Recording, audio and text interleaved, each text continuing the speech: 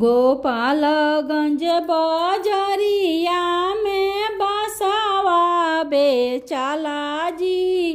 गोपालगंज बजरिया में बसावा बेचाला जी। बसावा के किने जाले बेटी के पापा जी। बसावा के किने जाले बेटी के पापा जी।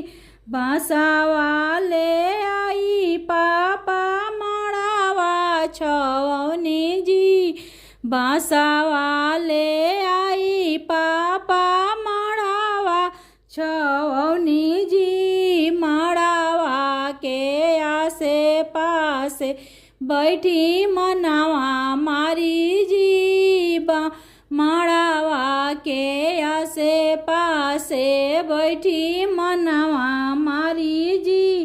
घर में से निकलली सुंदर दिया जी।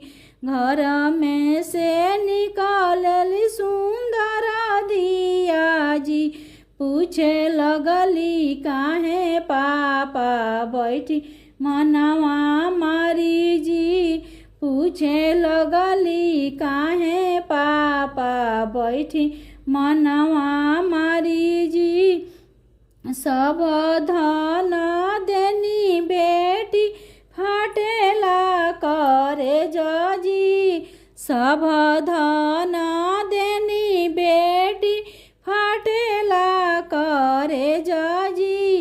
काहेला राम दियले बेटी के जनम जी। काहेला राम दियल बेटी के जनम